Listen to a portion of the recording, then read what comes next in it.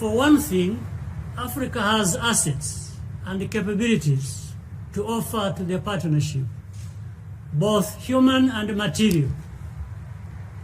Let's not ask what can be done for Africa.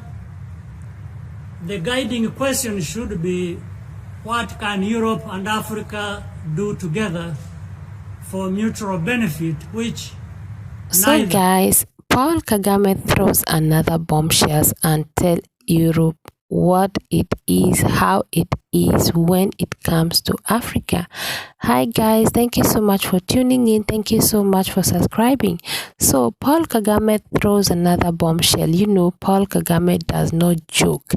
So during a 5 meeting of the high-level group of personality on Europe and African relations, Paul Kagame tells Europe that let's not talk about what can be done for Africa and talk about what can Africa and Europe do together. So, you know, he said that Africa has the assets and Africa has the capabilities. And he also said that Africa does not need any adults. So he says that Africa does not need any adult supervision. Africa has the assets, Africa has the capabilities. So he's talking about Africa and Europe working together, but not about what can be done for Africa, because Africa has what it takes. So guys, I loved what he said, which is very, very true, and every one of you knows this. So guys, listen to what he has to say, and I know you are going to enjoy it. Thank you so much for tuning in. With Europe, with a view toward taking the relationship to a higher level and making sure it is adapted to the times we live in today. For one thing, Africa has assets and capabilities to offer to the partnership, both human and material. Let's not ask what can be done for Africa. The guiding question should be, what can Europe and Africa do together for mutual benefit, which neither can accomplish alone. The reference point is the Africa-Europe strategy approved at the joint summit in Abidjan in November 2017. The goal is to have an instrument that structures the continent-to-continent relationship in 4 key areas: trade, peace and security, migration, and climate change. This approach will bring clarity to the relationship and, importantly, provide a framework for much-needed mutual accountability. Agreeing on this framework should be the primary outcome of the next Africa-Europe Summit.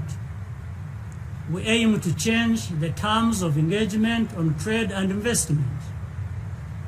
The African Continental Free Trade Area is now entering the implementation phase. This opens up new opportunities for more attractive cooperation with the partners who are invested in Africa's prosperity. It is therefore important to ensure that the space to properly and fully implement the CFTA is respected.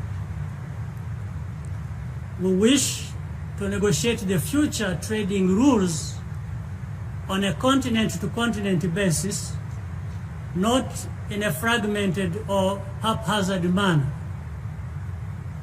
On climate change, Africa has made multilateral commitments in the context of the Paris Agreement, which cannot be put aside. Africa's route to attaining the Paris Agreement, the way to attaining the Paris Agreement objectives may differ from Europe's, and that should not be seen as a problem. We also want to take the relationship to the next level in terms of a common understanding of governance. the attitude of adult supervision has to be left in the past. Examples of right or wrong conduct can be found everywhere. We must avoid the temptation to reduce Africa to the lowest common denominator with blanket judgments and generalizations. There cannot be a mutually respectful partnership premised on the unspoken assumption that one party lacks values or has defective values, while the other party is a fully formed moral agent. The complexity of politics, history, and context, and public opinion in every country requires a sensitive understanding and a willingness to genuinely listen, learn, and adapt. We are not talking about excusing wrongdoing or abusing the principle of sovereignty to evade responsibility, and there are some who do so. It is about dialogue, respect, and a commitment to the more robust partnership which both Africa and Europe need in order to prevail over the challenges of the 21st century together. For Africa, Europe is a partner of choice for many reasons. I believe that next year's summit is the right time to demonstrate the readiness for change and progress on both sides.